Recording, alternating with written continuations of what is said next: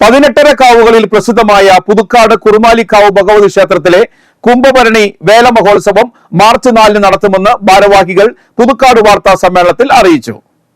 കുംഭഭരണി മഹോത്സവ ദിനത്തിൽ രാവിലെ 6-ന് VK Padmanabhan master അവതരിപ്പിക്കുന്ന ദേവി മഹാത്മ്യ പാരായണം, 7-ന് പൂക്കോട് കീനൂരപ്പൻ ഭജന സംഘത്തിന്റെ ഭജനാർച്ചന, രാവിലെ 9-ന് ശ്രീഭൂതബലി, ശ്രീവേലി എഴുന്നള്ളിപ്പ്, പെരുവനം കുട്ടന്മാരുടെ പ്രാമാണികത്തിൽ 50-ൽ പരം കലാകാരന്മാർ പങ്കെടുക്കുന്ന പഞ്ചാരിമേളം, 10:30-ന് പ്രസാദ ഊട്ട്, ഉച്ചതിരിഞ്ഞ് 3:30-ന് പുറത്തേക്ക് എഴുന്നള്ളിപ്പ്, കാഴ്ച ശ്രീവേലി, കുനിശ്ശേരി അനിയന്മാരാരും സംഘവും അവതരിപ്പിക്കുന്ന പഞ്ചവാദ്യം, വൈകിട്ട് 6-ന് നന്ദിക്കര മുല്ലയ്ക്കൽ പറയന്റെ പന്തൽ വരവ്, തുടർന്ന് വിവിധ സമുദായക്കാരുടെ വേലക്കളി വരവ്, വൈകിട്ട് 6:30-ന് ചുറ്റുവിളക്ക്, നിറമാല, ദീപാരാധന, 7-ന് തായമ്പക, 8-ന് നാടൻ പാട്ടും നാടൻ കലാരൂപങ്ങളും അണിനിരക്കുന്ന ദൈവ മക്കൾ പരിപാടി, രാത്രി 12:30-ന് പുറത്തേക്ക് എഴുന്നള്ളിപ്പ്, പഞ്ചവാദ്യം, മാർച്ച് 5-ന്, പുലർച്ചെ 3:30-ന് കൂട്ടി എഴുന്നള്ളിപ്പ്, പുലർച്ചെ 3:45-ന് പാണ്ടിമേളം, 5:30-ന് സമാപനം എന്നിവയാണ് പരിപാടികൾ.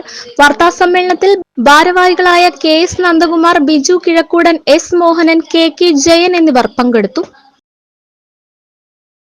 പ്രിയപ്പെട്ട ഭക്തജനങ്ങൾക്ക് കൊടുക്കാനുള്ള ഏറ്റവും വലിയൊരു നിർദ്ദേശം എന്താണെന്ന് വെച്ച് കഴിഞ്ഞാൽ 2025-ലെ കുംഭഭരണി മഹോത്സവം നമ്മൾ വളരെ നല്ല രീതിയിൽ ആലോചിച്ച് അതിൻ്റെ എല്ലാവിധ നടപടിക്രമങ്ങളും ശരിയാക്കിയിട്ടുണ്ട്. 23, 24, 25, 3 ദിവസത്തെ പരിപാടിയാണ് ഈ കൊല്ലം നമ്മൾ നടത്തുന്നത്. 18 കാവുകളിൽ ഏറ്റവും പ്രസിദ്ധമായ ക്ഷേത്രമാണ് നമ്മുടെ കുറുമാലിക്കാവ് ക്ഷേത്രം. അവിടുത്തെ ഏറ്റവും വലിയ ഉത്സവമാണ് നമ്മുടെ കുംഭഭരണി വേല മഹോത്സവം.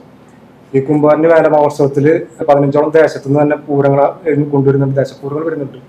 21 വേലകൾ, സമുദായങ്ങൾ വേലകളി കൊണ്ടുവരുന്നുണ്ട്.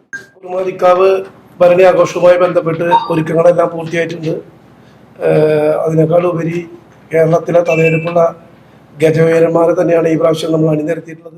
എല്ലാ വർഷത്തെ പോലെയും ഈ കൊല്ലം എല്ലാം നല്ല ഗംഭീര പരിപാടികളിലൂടെയാണ് ഭരണി ആഘോഷിക്കുന്നത്. രാവിലെ ശ്രീവേലിക്ക് കുട്ടന്മാരുടെ 50-ൽ പരം കലാകാരന്മാർ അണിനിരത്തുന്ന നല്ലൊരു മേള ഉണ്ടായിരിക്കും.